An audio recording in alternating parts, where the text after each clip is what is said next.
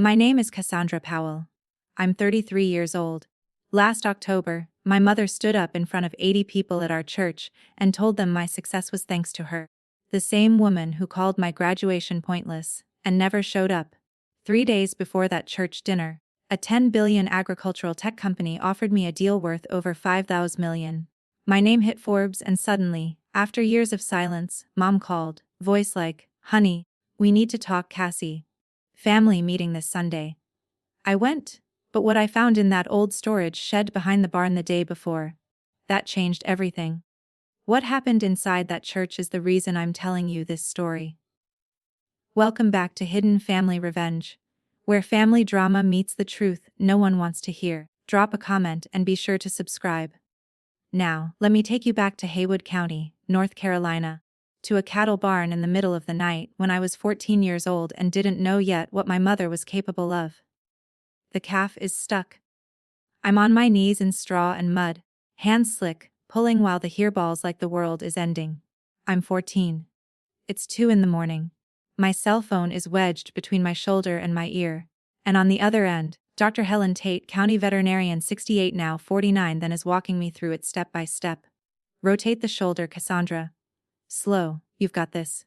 The calf comes free, wet, steaming, alive. I sit back in the mud and listen to it breathe. Dr. Tate says, "That calf would have died without you, Cassandra. Remember that." I carry those words out of the barn and into the kitchen where my mother is standing at the sink in her bathrobe. Vivian Powell, 59 now, 40 then. School secretary by day, family warden by night. She looks at the mud on my jeans, the blood on my sleeves. If you spent half that energy on chores, she says the fences would be fixed by now. My father Ray is in the garage. He's always in the garage, 62 now. 43 then, mechanic. Quiet the way a man is quiet when he decided 30 years ago that agreeing is easier than arguing.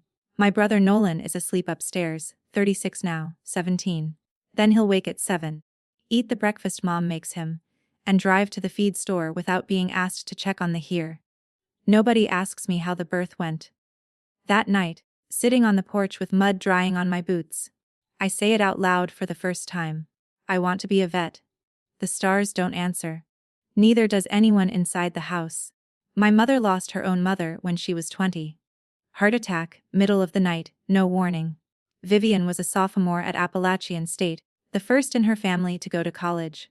She dropped out the next week, came home to Hood County, raised her younger sister, Rose, who was 12. Cooked, cleaned, kept the house. Worked part-time at the elementary school. When Rose turned 18, she moved to Charlotte.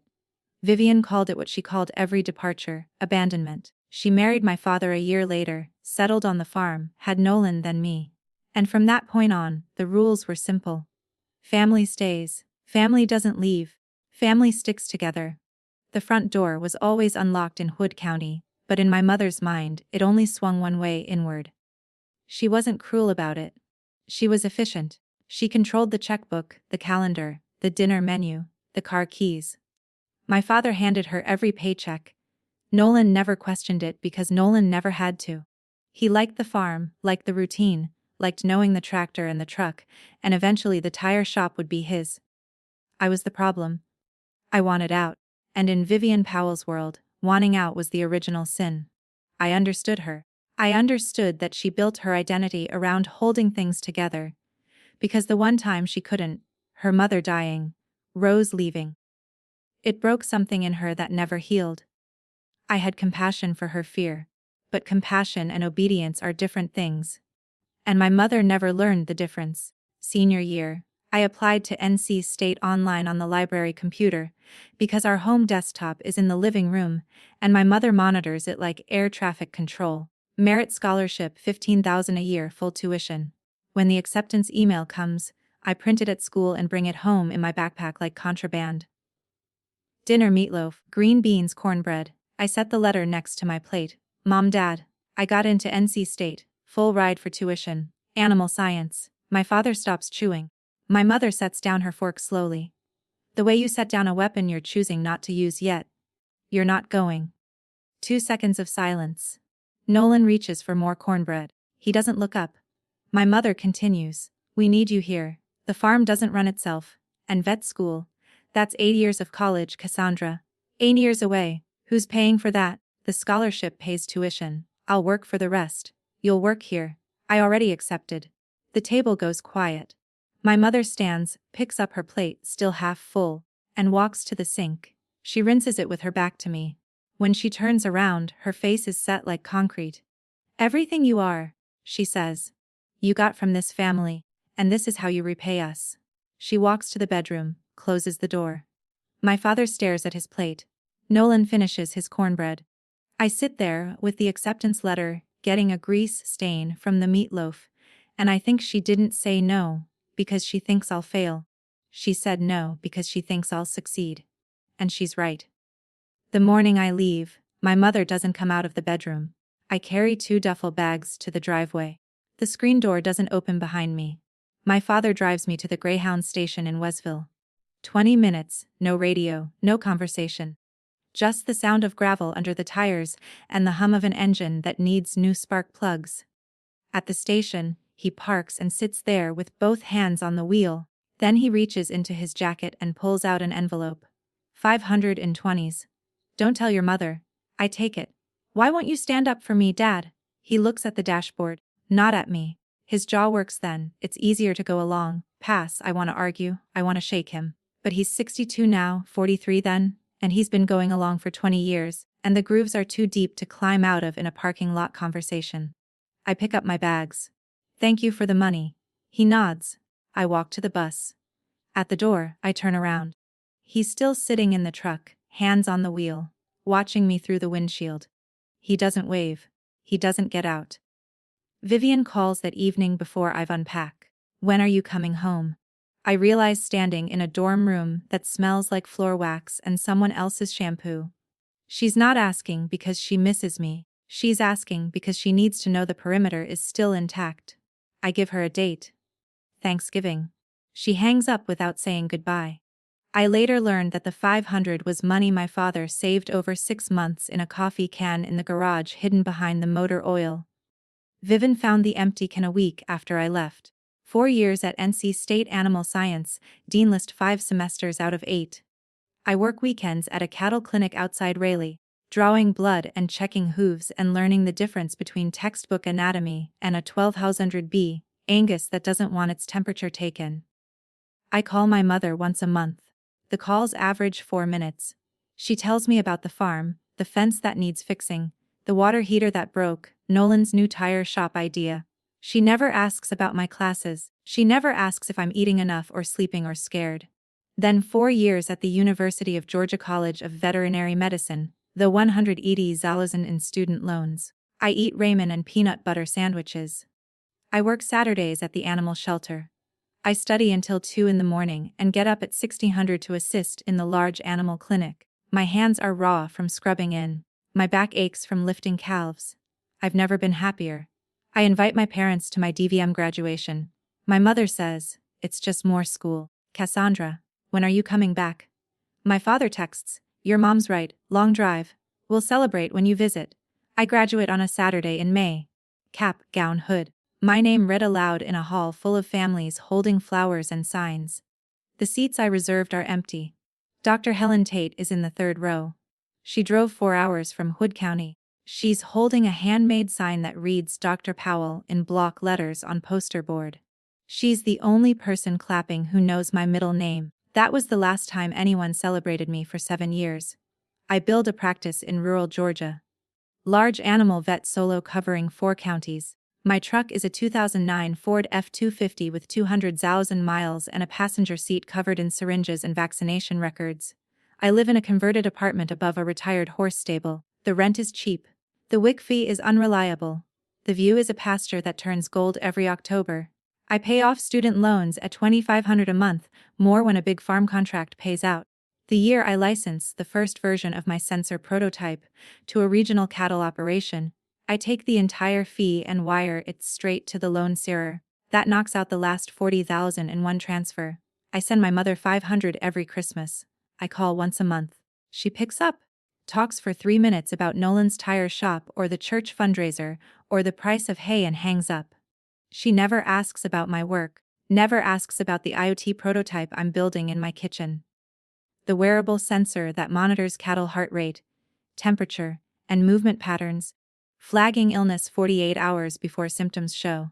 She doesn't know about it because she never asks. And I stopped volunteering information to people who don't want it. I invite my parents to visit 3 times.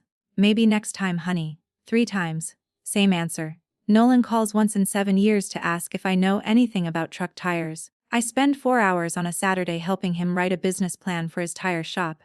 He doesn't say thank you. He doesn't ask how I'm doing. Dr. Tate is the one who says it over coffee one morning after a barn call. You're brilliant with cattle, Cassandra. But you keep people at fence post distance. She's right. When the person who was supposed to love you first treated you like a flight risk, you learn to keep the gate shut. I keep the gate shut for 7 years. Then the gate gets kicked open from the outside. I'm 32, sitting in my truck after a midnight thing, and I pull up my call log. 12 months of outgoing calls to my mother, 12, incoming from her, one asking if I could send the Christmas check early, because the furnace needs work. 12 calls out, 1 call in, and the one that came in had a price tag. I stare at the numbers. It hits me the way a diagnosis hits after you've been ignoring the symptoms. If I keep this pattern going, reaching out, getting silence, reaching out again, I will spend the rest of my life auditioning for a role I was never cast in. The good daughter, the loyal one, the one who comes home. I'm never going to be that person.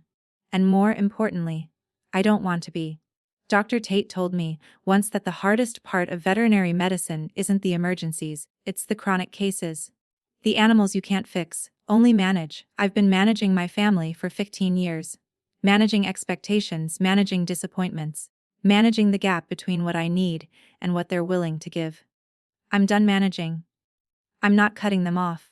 I'm just going to stop pretending the phone works in both directions. I close the call log.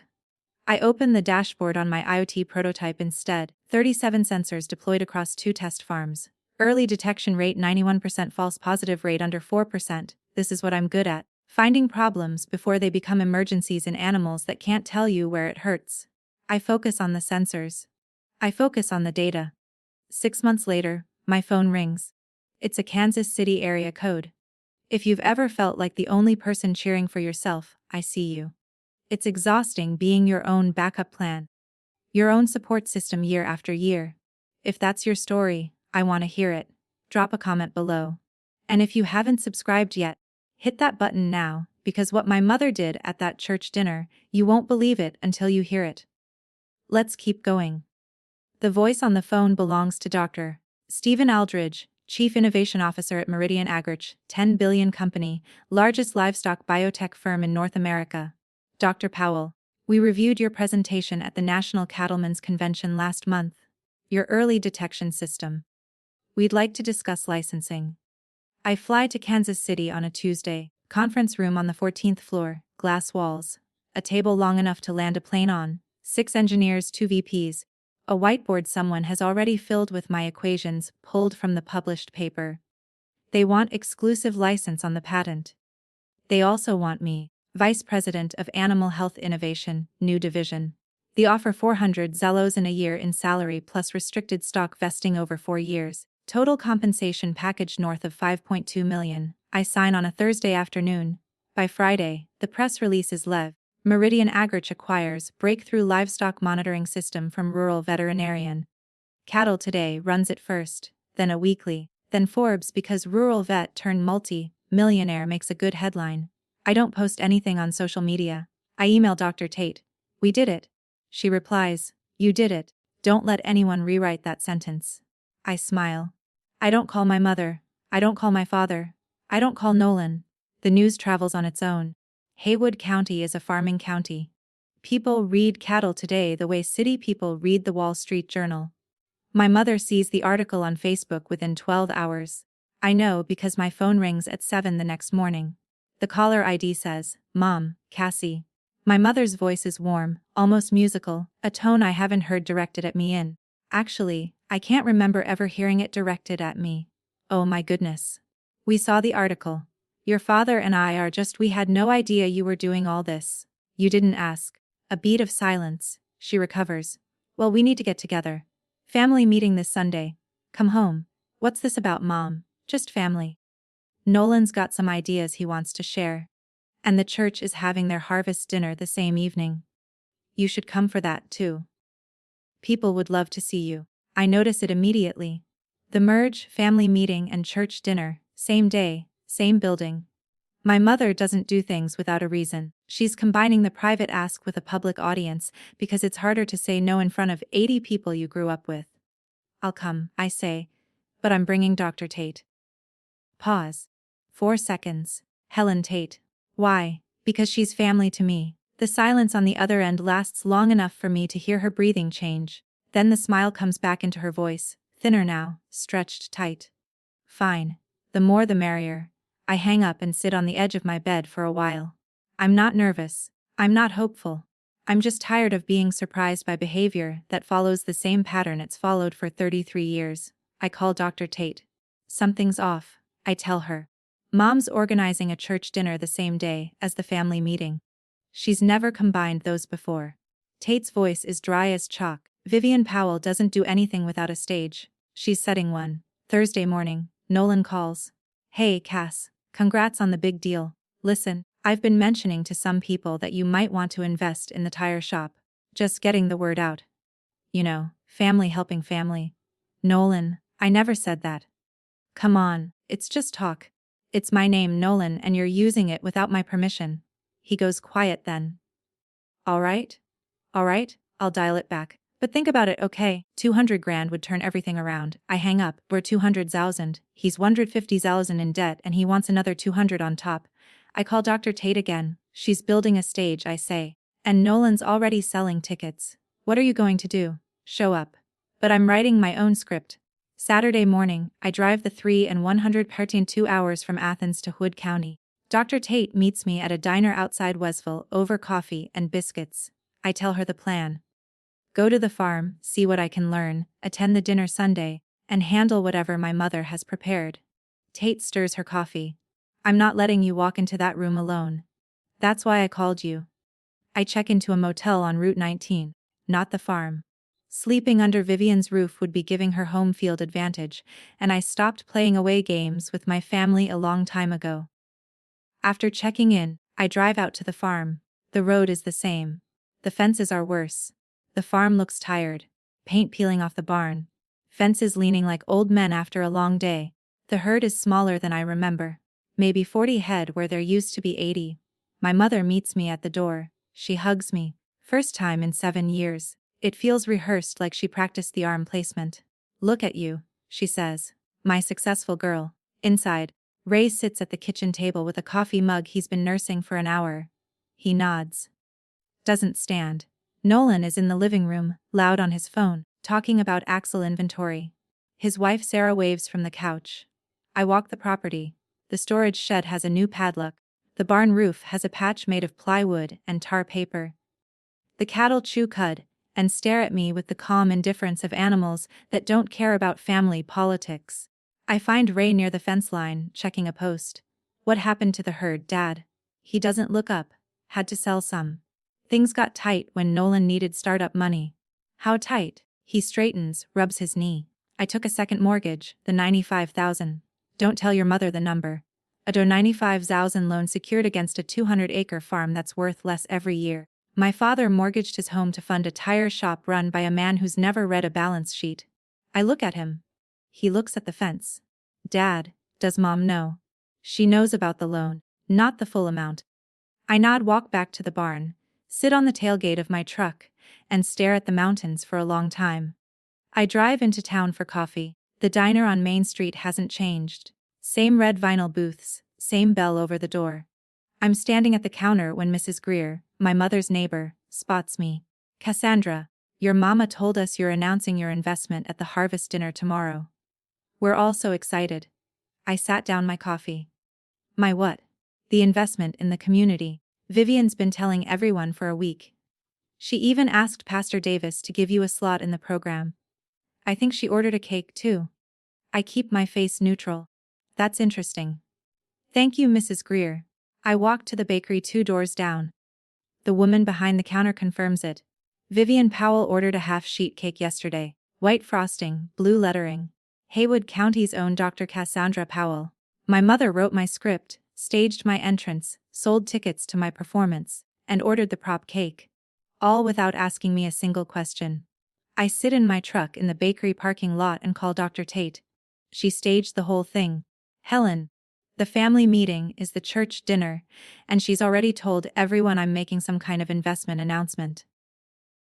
Tate is quiet for a moment. What are you going to do? Same plan. Show up, tell the truth. But first, I want to check one more thing. What's that? The storage shed behind the barn. Mom keeps all the old family records in there. If she was willing to go this far with the public narrative, I want to know what else she's been managing behind the scenes. Tate, be careful. I'm a large animal vet, Helen. I'm used to working around things that kick. The storage shed is behind the barn, padlocked, but the key is where it's always been, on a nail inside the barn door. My mother's filing system hasn't changed in 20 years. Labeled cardboard boxes on metal shelves sorted by year and subject. I find the one marked Cass school stuff, report cards, art projects from elementary school, a blue ribbon from the county fair, junior livestock judging age 14, and at the bottom 2 envelopes, standard business size, return address, NC State University Veterinary Scholars Program, Office of Financial Aid. Both have been opened. Both have sticky notes on the front in my mother's handwriting, the same note on each. Return to sender, not forwarding. I open the first letter. It's dated March of my senior year, 15 years ago. Dear Miss Powell, congratulations. You have been selected for the NC State Veterinary Scholars Award, providing full funding of $30,000 per year for 4 years of undergraduate study in animal science with guaranteed admission to the College of Veterinary Medicine upon completion. This award is made possible by the Brewer Family Endowment for Rural Veterinary Pipeline Students. A $120,000. I open the second letter, a follow-up sent 2 months later. We have not received a response to our initial offer. Please confirm your acceptance by June 15th. June 15th. I was already at NC State by then. Enrolled on a different scholarship, unaware that a full ride to vet school had been offered and buried. I sit on an overturned feed bucket. The shed smells like old hay and motor oil. In my hands wandered $20,000 that would have erased my student debt before it started. My mother intercepted them, school secretary. She knew how mail worked. She knew how deadlines worked. She hid the runway and then blamed me for not flying. I fold the letters into my jacket pocket. My hands aren't shaking. They're steady. I drive back to the motel and call Dr. Tate. I read her the letters over the phone. She's silent for 10 seconds. Then, that woman stole $120,000 from you without ever touching your bank account. I could show these at the dinner tomorrow, put them on the table in front of 80 people. You could, but I'm not going to use them as a weapon. Then what? The truth. All of it. She's going to stand up there and tell everyone she raised me. She supported me. She made me who I am. And when she's done, I'm going to stand up and set the record straight. No screaming, no accusations, just facts. Tate is quiet, and then I'm going to announce a scholarship fund administered by the County Agricultural Extension Office for any kid in Hood County who wants to study veterinary medicine. You're naming it after yourself. I'm naming it after you. The silence on the line stretches long enough to carry weight. I hear Tate breathe in, then out. Cassandra Powell. You're going to make an old woman cry. You've earned it, Helen. You showed up when they didn't. I called the county extension director that afternoon. He's a friend of Tate, knows me by reputation, the $50,000 seed funding administered independently. No connection to any family business, any tire shop, any personal debt. The paperwork takes 2 hours. By Saturday evening, it's done. I sit on the motel bed with 2 scholarship letters in my jacket and a fun confirmation email on my phone. Tomorrow, Vivian gets her stage, but the script belongs to me. Saturday night, motel room, water stain on the ceiling shaped like a mark. I lie on the bed and stare at it. Dr. Tate texts, "You nervous?" I type back, "No, I'm tired." There's a difference. I think about the last time I sat inside that church. 15 years old. Vivian had me in a floral dress, front pew, hands folded, Pastor Davis preaching about family as the bedrock of community. My mother nodding along, squeezing my hand, a squeeze that felt less like affection and more like a leash. The church was her stage then. She organized the potlucks, the bake sales, the fall festivals. She ran the women's circle. She introduced herself at every event as the woman who held the Powell family together. Tomorrow she'll use that same stage to claim credit for a career she tried to prevent, an education she tried to sabotage, and a daughter she never once asked about. I open my laptop. Meridian's onboarding email sits in my inbox. Kansas City, start date 2 weeks from Monday. New apartment, corner office, a team of 8 engineers, and a budget larger than Clear's throat, every dollar my family has ever earned combined. That life starts in 14 days. This one, the one with the leaning fences and the sticky notes and the 500 envelope hidden in a coffee can. This one ends tomorrow. Not with anger, not with a scene, with the truth. Delivered in a room full of people who've only heard one version of the story for 15 years. I set the alarm for 7. I close my eyes. The water stain on the ceiling doesn't have an answer, but I do. Quick pause. If you've ever walked into a room where someone already wrote your script, where they decided what you'd say, what you'd give, what part you'd play, then you know exactly what I was feeling that Sunday morning. Tell me in the comments, has anyone ever put words in your mouth? And subscribe if you haven't, because what happens inside that church is the reason I'm telling this story. Back to it. The fellowship hall smells like apple cider and casserole. 80-some people packed into a room with wood-paneled walls, folding tables covered in check cloth, and a podium at the front draped in orange and brown for the season. Harvest dinner, Haywood County style. My mother is at the entrance in her navy church dress, greeting people like a campaign manager. She sees me and opens her arms. Cassie, everyone's been asking about you. The hug is firm and brief. Performance, not affection. Her eyes flick to Dr. Tate behind me. The smile dims half a watt, then returns. She doesn't comment. Inside, Ray in the corner, coffee cup, staring at the floor. Nolan working the room, handshake to handshake, telling anyone with an earshot. My sister, the millionaire vet. Sarah sits at a table near the back, looking like a woman who recently learned something she didn't want to know. I spot the banner before I'm 3 steps inside. Congratulations, Dr. Cassandra Powell. Haywood County's own gold letters on white vinyl. Someone's taped it to the wall behind the podium. There's a printed program on every chair. I pick one up. Item 4, Special Presentation. Vivian Powell introduces Dr. Cassandra Powell. Item 5, Community Investment Announcement. I was not consulted about any of this. My mother leans close. I smell her perfume, the same floral one she's worn since I was 10. She whispers, "Remember? Everything you are, you got from this family. Don't forget that tonight." I look at her. I smile. I nod. And I don't say a single word. Dinner is served buffet style. Casseroles, cornbread, pulled pork, 3 kinds of pie. I sit with Dr. Tate Ray and 2 neighbors, the Hendersons, who farmed the adjacent property for 40 years. Tom Henderson shakes my hand. 5 million, huh? That's a lot of money for cow gadgets. It's a 4-year compensation package, I say. Most of it's equity that vests over time. He nods like he understands. He doesn't, and that's fine. Across the room, my mother moves table to table like a queen making rounds. I catch fragments. We always knew Cassie would do great things. She got her work ethic from us. I raised her right. You know how it is. Every sentence lands like a small polished stone in a wall she's been building for 15 years. The wall that says Vivian Powell made Cassandra Powell. Dr. Tate puts her hand on my arm. Light pressure. Steady. She's been doing this since I was 14, anchoring me when the current pulls. Pastor Davis approaches our table, gay-haired, kinded, the sort of man who says grace over everything, including flat tires. Cassandra, your mother tells me you have a wonderful announcement tonight. We're all looking forward to it. Thank you, Pastor. I appreciate the time. He nods and moves on. Tate leans close. How are you doing? Fine, you're gripping that fork like a surgical instrument. I relax my hand. I'm waiting for what? For her to go first. She needs to say it all in front of everyone before I say anything. I need them to hear her version, then mine. The cornbread is dry. The coffee is burnt. My mother is still making rounds.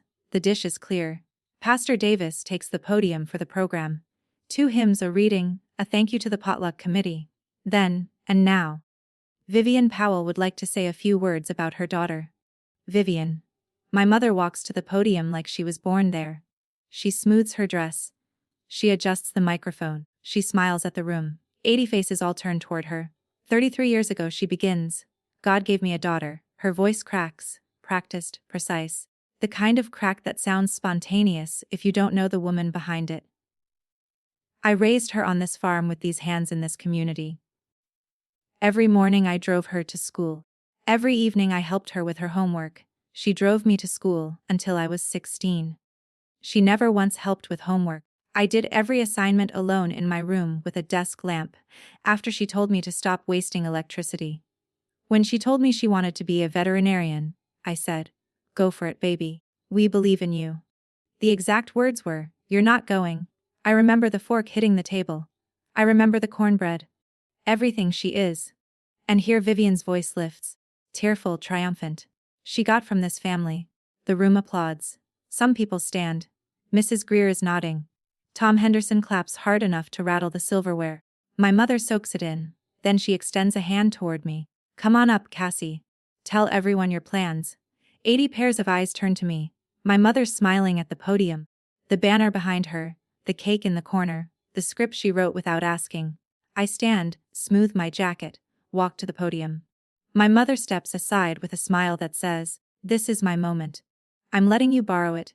Thank you, Mom. And thank you all for being here tonight." Pause. I look out at the room. Faces I grew up with. People who watched me at 4 fairs and church picnics and school plays. People who have heard one version of my story for 15 years. I do have an announcement. But first I'd like to set a few things straight. The room shifts, chairs cack. My mother's smile holds, but her eyes narrow. My mother said she encouraged me to become a vet. That's not what happened. When I told her I wanted to go to vet school, she said, and I remember the exact words, "You're not going." Murmurs, not loud. This is a church hall, and Haywood County people process shock quietly. But the murmurs are there. She said she drove me to school. She did until I was 16. Then she stopped offering and I drove myself. Vivian's hands gripped the edge of the nearest table. Her knuckles go white. She said she helped me with homework. I did my homework alone every night in my room with a desk lamp. I keep my voice steady, level, no trembling, no tears. I've spent 15 years building a practice where calm saves lives. This is no different. Mrs. Greer puts down her fork, stares at Vivian. Tom Henderson uncrosses his arms. Pastor Davis takes off his glasses and rubs his eyes. I'm not here to embarrass my mother, I say. I'm here to tell the truth because this room deserves it. When I was 17, I say NC State offered me a full pre-veterinary scholarship, $120,000 over 4 years tuition, books, guaranteed admission to the vet school. I let the number land. $120,000 is 2 tractors, a new barn roof, and a year's operating costs for a farm this size. Everyone in this room understands that number. I never received the letters. They were sent to our home address. They were opened. And on each one in my mother's handwriting, someone wrote, "Return to sender, not forwarding." The silence is absolute. Not church quiet, void quiet. The kind of silence where you can hear the clock on the wall, and the ice shifting in the pitcher, and the breath catching 80-some throats. Vivian stands. That's not I was trying to protect. I'm not finished, Mom. She stops. Her mouth stays open for a second, then closes. Instead of a full scholarship, I took out $180,000 in student loans. I paid them off last year. Every penny alone. My mother's face cycles through 3 expressions in 5 seconds. Shock, calculation, and something I've never seen on her before. Fear. She's afraid of this room. She's afraid of 80 people who just heard the version she never wanted told. I did what I thought was best. She says, "You were too young till I was 17, Mom. Old enough to know what I wanted. You just didn't want me to have it." Dr. Tate is sitting at our table. Her jaws set. Her eyes are wet. She's not looking at me. She's looking at Vivian. And the look on her face is the same one she had when she found the calf tangled in barbed wire 30 years ago. Disgusted at the injury, and resolved to fix what can still be fixed. I turn to Nolan. He's at a side table frozen mid-bite. Cornbread halfway to his mouth. My brother told people I promised to invest in his tire shop. I never said that. Not once. Nolan drops the cornbread. "Come on, Cass. You were using my name to get credit at the bank. I called First National on Friday. They confirmed it. His face goes red. Sarah, 2 seats down, turns to look at him with an expression that tells me their conversation later tonight will be the most honest one they've had in years. I look at my father. He's at the corner table, coffee mug still in his hands. And for the first time tonight, he's looking directly at me. Not at the table. Not at the flobel. At me. My voice softens. I can't help it. Dad, you're the only person in this family who ever gave me anything without a string attached. The 500. The day I left for college. His eyes fill, his hands tighten around the mug. But you also let everything else happen. The letters, the silence. The years when I called and nobody called back. And I need you to know this. Silence isn't neutral. It's a choice. Ray sets the mug down. His hands are trembling. I know, he says, nothing more. The room is still 80-some people who came for casserole and a feel-good announcement are sitting in the rubble of a story they thought they knew. My mother is standing by the podium, gripping the back of a folding chair. She looks like a woman watching her house come off its foundation. Slowly, quietly, and completely. I turned back to the room. My mother told you I'm investing in the community tonight. She's right, just not the way she planned. A murmur, then silence. I'm establishing the Dr. Helen Tate Veterinary Scholarship Fund, the $50,000 administered by the Haywood County Agricultural Extension Office.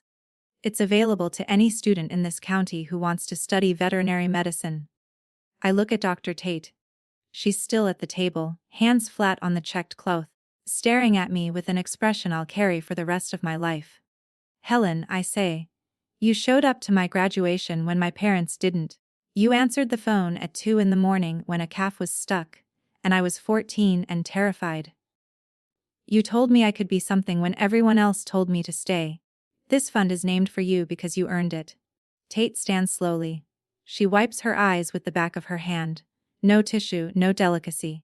The same way she wipes rain off her face in a muddy pasture. The room applauds. This time it's different from the applause they gave my mother. This one builds from the back where the farmers sit.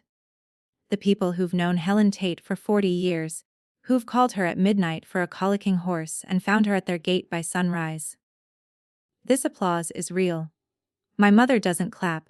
She sits in her folding chair, arms crossed, lips pressed into a line so thin they almost disappear. The fund is public record, I say. Anyone can verify it with the extension office. It has no connection to any family business, any tire shop, or any personal debt. Nolan stares at his plate. Ray stares at his daughter. Vivian stands. Her chair scrapes the floor. The sound cuts through the room like a blade. Her voice shakes. You come into my church and you humiliate me.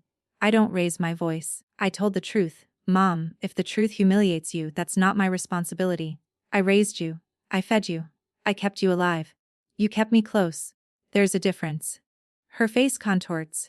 15 years of a carefully managed narrative unraveling in front of the same community. She spent those years performing for. She searches for the next line, the next angle, the next tool, and finds nothing. Her arsenal is empty. Everything I am, I say, and my voice is steady, and the room is still. I built in spite of what this family did. Not because of it. Vivian opens her mouth, closes it, opens it again, then she sits down hard. Like something inside her just stopped working. And then something I didn't plan for. My father stands. The chair wobbles. His hands are at his sides. His voice is quiet, cracked. And every person in that room hears it, because the silence is that deep. I should have defended her right to leave. I didn't. I went along because it was easier and I'm sorry. He looks at me, his eyes are red, his jaws trembling. I look back at him. I nod once, I don't speak. The nod is enough. It says, I heard you. It doesn't say, I forgive you. Because forgiveness takes more than one sentence in a church hall, but it's a start. Pastor Davis stands slowly. I think he says, we all have a lot to think about tonight. I step down from the podium, pick up my jacket from the back of the chair. Dr. Tate is already standing, purse in hand, ready to walk with me the way she's walked with me since I was 14, beside, not behind. I look at Vivian. She's seated, hand over her mouth, staring at the table. Mom, I didn't come here to punish you. I came because you invited me and I thought for 1 second it might be real. She doesn't look up. I turn to Nolan. Stop using my name. Build something with your own. He says nothing. His jaw is clenched so tight. I can see the muscle jumping. I look at Ree. Thank you for the 500, Dad. It was the only honest gift I ever got from this family. He nods. His lips move. I can't hear what he says, but I think it's I know. I walk toward the door. 80 pairs of eyes. The hall is still. No one stops me. No one speaks. At the door, I turn around one last time. For anyone in this room who has a kid with a dream that doesn't match yours, let them go. You might not understand it, but don't stand in the way. And definitely don't intercept the scholarship letter off the kitchen counter. I push the door open. October air hits my face. The parking lot is dark except for the light above the church entrance. Crickets, gravel under my boots. The mountains are black shapes against a sky full of stars. Dr. Tate walks out behind me. Neither of us says anything for a full minute. Then she puts her hand on my shoulder and says, "Let's go home." We drive in silence. It's the best silence I've ever heard. We sit in the parking lot for a few minutes before pulling out. Tate in the passenger seat, me behind the wheel of my Ford. The church lights are still on. Through the windows, I can see people standing, talking, some looking toward the door I just walked through. "How do you feel?" Tate asks like I just finished a surgery that should have been done years ago. She laughs, short, dry. The hell and Tate laugh. That's my girl. My phone buzzes. Nolan. I decline. Buzzes again. Mom, decline. Third buzz. Dad, a text this time. "I'm proud of you." I should have said it 15 years ago. I read it twice, then type. "Thank you, Dad." Send. Put the phone face down on the console. Tate glances at the screen before it goes dark. "Your father. He apologized." First time. First time she's quiet for a moment. Then "He's a coward, but he's not a bad man." I know. That's what makes it worse. I start the engine, pull out of the gravel lot onto Route 19. The church shrinks in the mirror. Haywood County rolls past in the dark. Farms, fences, fields. The same landscape I've been driving through since I was 16. Same roads, different driver. Tate rides shotgun the way she always has, one arm on the door, watching the road, saying nothing unless something needs to be said. Same as the old days when we drive to barn calls at midnight, and she'd quiz me on bovine anatomy between pasture gates. The only difference is that now I'm the one driving and I know where I'm going. Monday morning, I pack the duffel, check out of the motel. The woman at the desk, mid-60s, curly gray hair, and says, "You're Vivian's daughter, aren't you?" "I was at the dinner." I brace for judgment. She smiles. "My daughter wanted to be a pilot. I told her the same things your mama told you. She became an accountant instead." She pauses. "I wish I'd let her fly." I drive past the farm one last time. Don't stop. The fences are still leaning. The herd is still small. The storage shed is still locked, but the barn roof catches the early light. And for a moment, the whole property looks the way it looked when I was 14. Beautiful and suffocating at the same time. Past the church, parking lot empty, banner still up. Past Main Street. Nolan's tire shop lights off. Sign reads Powell Tire and Service. I know the way you know a patient is terminal before the lab results come back. That shop will close within a year. Not because of anything I did or didn't do, because $150,000 in debt, and no plan is a disease that doesn't respond to treatment. I merge onto I-40 West. Athens is 3.5 hours. My apartment above the old stable. My stethoscope on the hook. My truck in the driveway with 200,000 miles and the passenger seat still covered in syringes. And in 2 weeks, Kansas City, Meridian, VP badge. A corner office with a view of nothing that reminds me of Wood County. The road opens up. The mountains fall behind. I don't look in the mirror. 3 months later, Vivian loses her position as organizer of the church women's circle. Not officially. Nobody votes her out. They just stop asking. The fall bake sale is planned by Mrs. Greer. The Christmas pageant is coordinated by the pastor's wife. Vivian attends, sits in the third pew, and for the first time in 30 years, she's in the audience instead of on the stage. She doesn't apologize. She sends a Christmas card. "Hope you're well." Not sarcasm, not an apology, something in between. The closest thing to honesty she can manage without admitting the rest. Nolan's tire shop closes in February. $150,000 in debt. Sarah files for legal separation the same week. Not because the shop failed, but because she discovered the full scope of what Nolan hid from her, including the fact that he used Cassandra's name to apply for a line of credit. He moves back to the farm, gets a job as a mechanic at a Ford dealership in Asheville. 40-minute commute. He doesn't talk about the tire shop. Ray sells 20 head of cattle to cover part of the second mortgage. He calls me every 2 weeks now. Short calls. He asks about work. He asks about the weather in Kansas City. He doesn't ask for money. And he doesn't put Vivian on the line. The Tate Scholarship Fund receives $20,000 in additional donations from the Haywood County community by spring. 3 students apply. 1. Jamie Barton, 19, daughter of a cattle farmer on the east side of the county, receives the first award. She starts at NC State in August. I start at Meridian in November. Corner office team of 8. We deploy the livestock monitoring system across 200 farms in the first quarter. The early detection rate holds at 91%. A rancher in Oklahoma sends me an email. Your sensors saved 11 calves last month. That's 11 families that didn't lose income this winter. I print it and tape it to my office wall next to Dr. Tate's poster board sign. The one that says Dr. Powell in block letters. One morning I get an email from the county extension office. Jamie Barton, the scholarship recipient, has written a letter. Dr. Powell, no one in my family went to college. Your fund is the only reason I can. I don't know how to thank you, so I'll just say this. I'm going to be a vet, and I'm not going to let anyone talk me out of it. I read it at my desk. I don't cry. I go back to work. The work is the point. Here's what I know.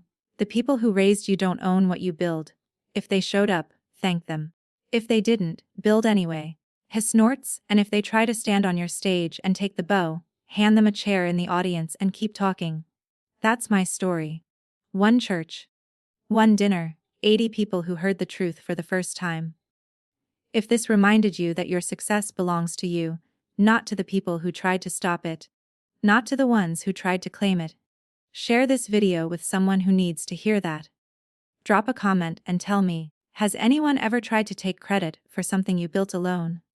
Subscribe and I'll see you in the next one. Video transcript service.